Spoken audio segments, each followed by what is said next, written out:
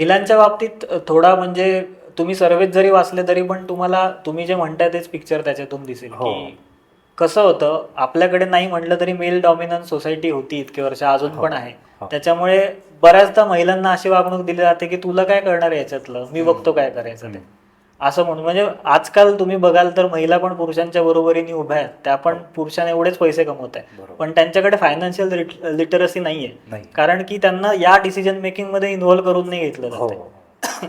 तर ही सोसायटीची पण चूक आहे, हो. ज्या फॅमिलीज मध्ये असं घटना होत्या त्यांची पण ही चूक आहे. बरोबर. आणि बऱ्याचदा महिलांचा पण असा कॅज्युअल अप्रोच असतो की हा ठीक आहे, हे बघतायत ना बाजूचे, म्हणजे बाबा बघतायत, भाऊ बघतोय, नवरा बघतोय, तर मी कशाला याच्यात लक्ष घालू, ते करतील ते बरोबरच असेल. खरा इंडिपेंडन्स काय आहे की तुम्हाला भलेही त्यांना करू द्यात ना, असं मी नाही म्हणत आहे की तुम्हीच तुमचे सगळे डिसिजन घ्या, तुम्ही त्यांना डिसिजन घेऊ द्या, पण तुमच्या पैशांचं काय होतंय, हे पैसे कुठे गुंतवल्यामुळे त्याच्यामुळे काय बेनिफिट होणार आहे हे तुम्ही समजून घ्या. तुमचे डिसिजन तुम्हीच घ्यायला पाहिजे, तरच तुम्ही फायनान्शियल इंडिपेंडन्स आहे असं मी अजिबात म्हणत नाहीये. जे काही डिसिजन घेताय ना तुम्ही, त्याच्यात घरच्यांनी एक तर पहिली गोष्ट म्हणजे महिलांना इन्व्हॉल्व्ह करून घेतलं पाहिजे, त्यांना सांगितलं पाहिजे आणि महिलांनी पण इंटरेस्ट दाखवला पाहिजे आणि त्याच्यातलं थोडंफार समजून घेतलं पाहिजे. अगदी म्हणजे इन्शुरन्स काढला असेल तर तो का काढलाय, त्याचा काय फायदा होणार आहे मला, ही अगदी बेसिक गोष्ट आहे, ही समजून घेतली पाहिजे.